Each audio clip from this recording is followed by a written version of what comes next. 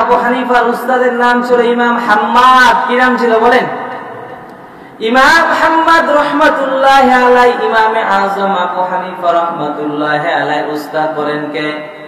ইমাম হাম্মাদ রহমাতুল্লাহি আলাইহি একদিন হুজুরের সাথে কি করলেন? ঝগড়া লাগায়া দিলেন।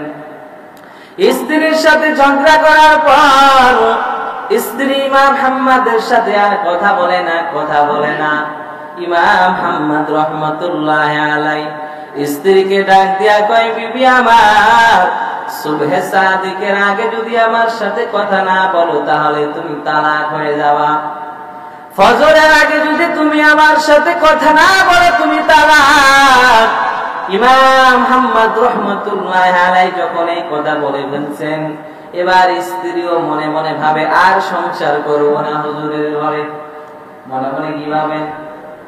হুজুরের ঘরে আর সংসার করব না, এত ঝামেলা এত ঝগড়া কেন? ইমাম হাম্মাদের স্ত্রী কথাই বলে না। এবার ইমাম হাম্মাদ মনে মনে ভয় পেয়ে গেলেন, এখন যদি ফজরের আগে কথা না কয় তাহলে তো বউ কি হয়ে যাবে, তালাক হয়ে যাবে। টেনশনে পড়ে গেলেন।